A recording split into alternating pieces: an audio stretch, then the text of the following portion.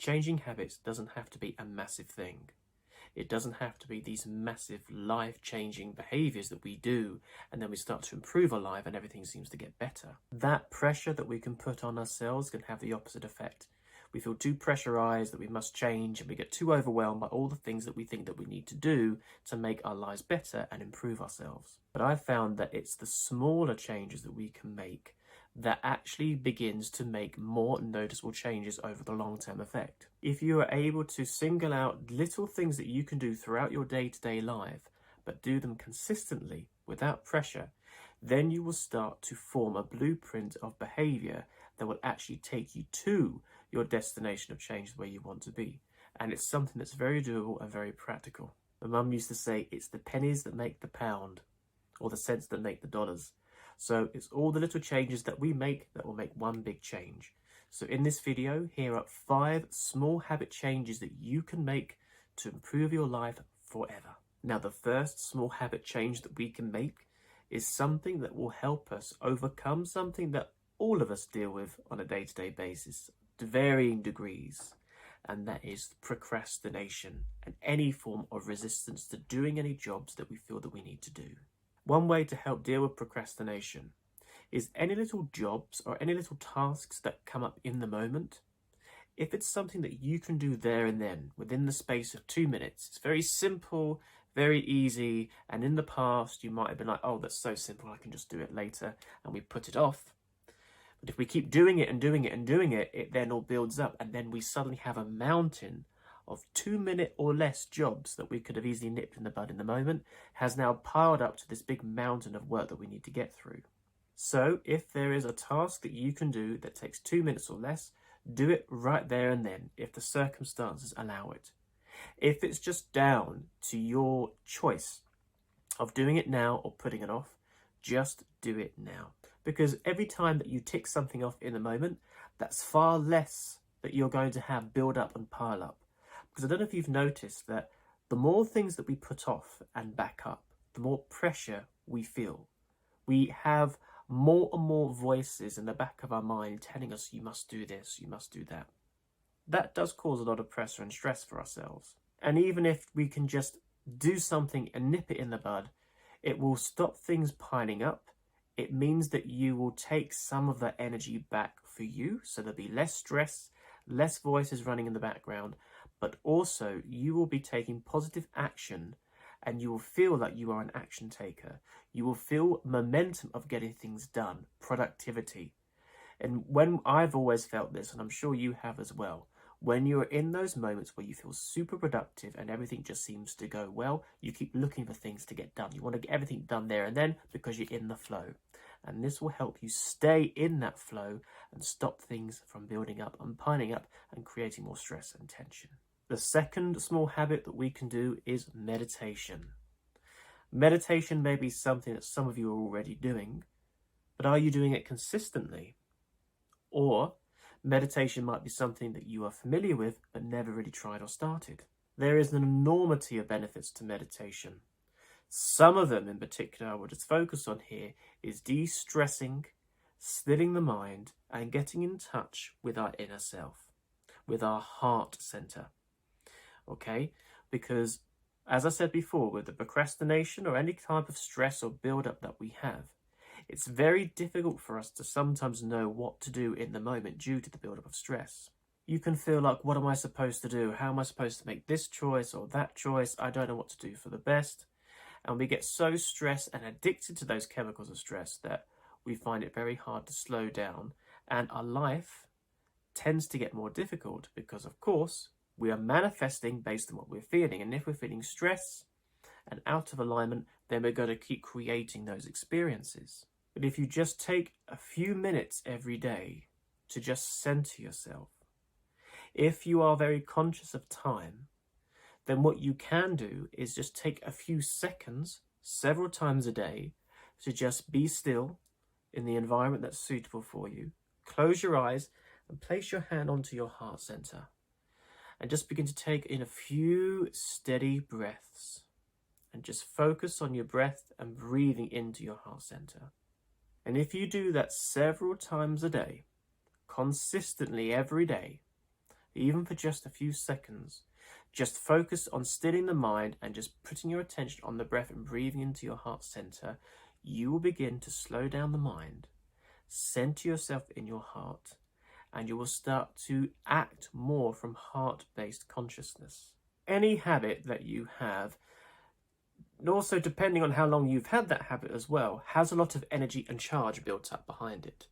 If you've been doing something for 20, 30 plus years, for example, you may find it's very difficult to stop it like that because you've got a lot of energy built up for it. So it needs to happen in a gradual process.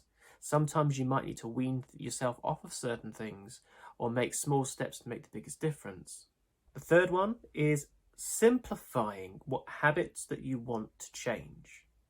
If you are someone who's very stuck on the idea of improving yourself or self-improvement and very keen on the idea of looking at all the habits that you wish to change about yourself and removing them in one foul swoop, you may find that there's a lot of pressure you're putting on yourself by doing that. The suggestion I'm saying to you is have a look at the habits that you already know that you wish to change, or make a list of habits that you wish to change, and single out one.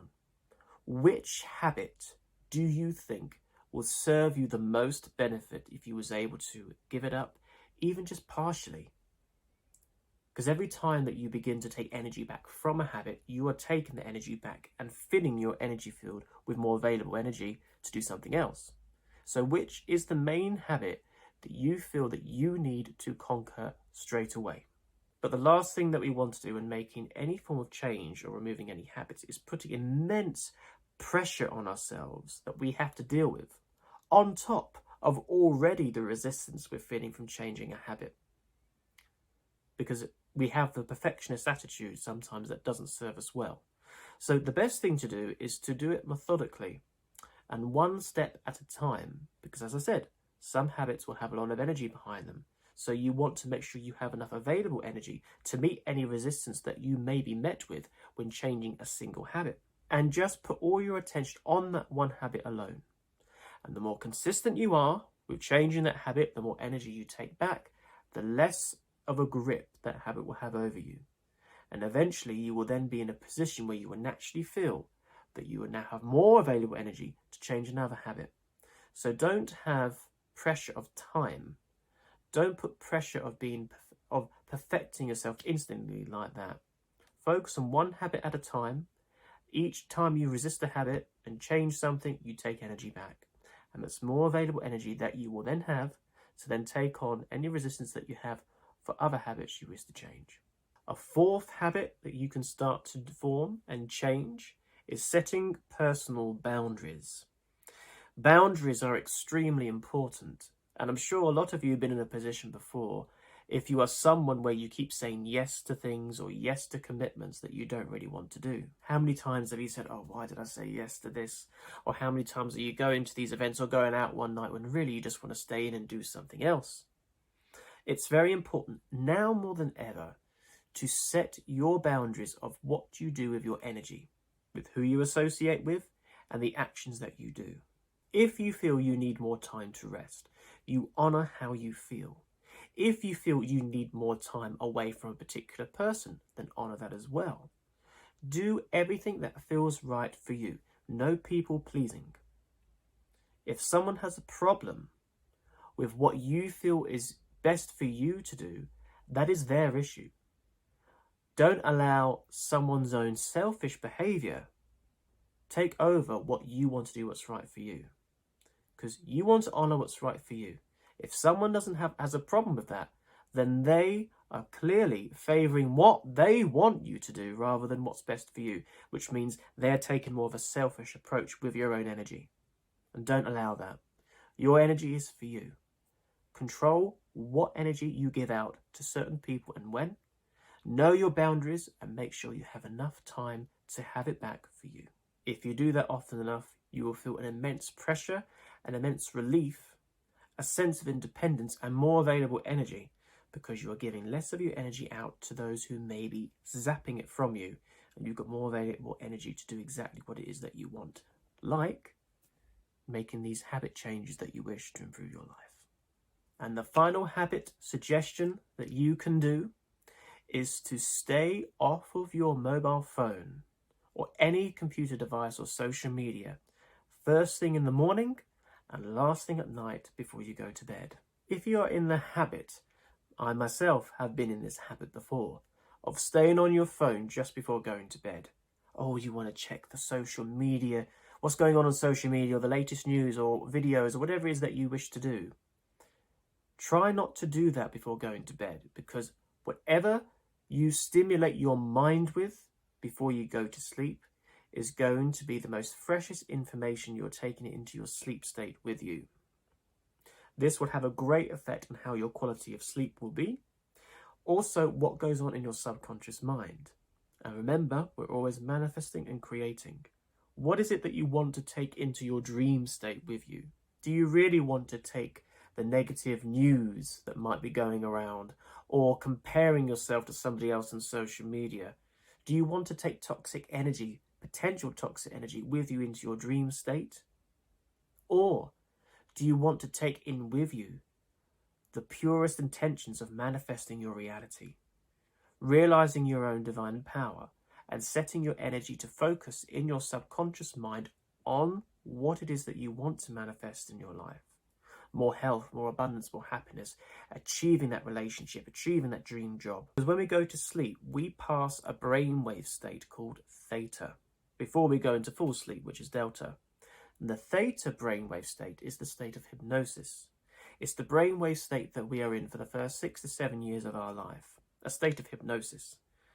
So this means that this is the state of mind that we want to be in, where we can have direct access to our subconscious mind. And if we get direct access to our subconscious mind, then we have direct access to the programs that we have built up in our life, whether that be good or positive, whether that's where our blockages are, our inner resistance that we're holding on to, that's sabotaging us from achieving what we want, or an area where we can actually plant new seeds of habits, more beliefs that we can put in of love, abundance, worthiness. So if we are taking toxic energy, negative energy, into that state with us, we can potentially either feed the negative thoughts that are already there, or if we take in positive information with us, whilst going to sleep, we can have a more restorative sleep and potentially reinforce or change these habits to those of more love, abundance, purity, and joy.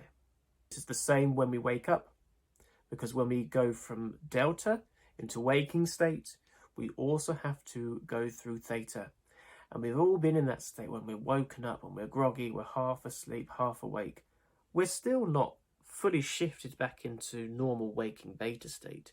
We're still lingering in alpha or theta somewhat. So which is why it's also very important how you start your day. Because if you start your day in a negative way, it tends to set the tone of your day. I'm sure we've all experienced that at one point in our life. Avoid any negative news or social media or anything like that before bed or after, or when you wake up, at least for an hour or two. Allow yourself enough time to unwind and get yourself into a centered state before going to sleep, and allow the equal amount of time when you first wake up in the morning to set yourself up for the day. Maybe do some breath work or your meditation or your yoga or exercise, or say positive affirmations. Get yourself in a centered state, then take on the rest of the day. So as you can see from these habits that you can take on, they can be small changes. They don't have to be anything dramatic, but each one has its own power. And like with anything, if you can be consistent with them over a long period of time, you will see immense changes and you will start to build a momentum. And it's when we get that momentum, it then seems easier to make further changes. And of course, a lot of these habits are all about creating more energy and empowerment. And once we have more energy and empowerment to play with, we then have more energy to take on the more seemingly bigger habits that we wish to change. But if you would like to know any more techniques that you can use to help transform your life, check out this video up here and I'll go through a really powerful meditation technique that's really helped me, that can help you as well make tremendous changes in your life. Love and light.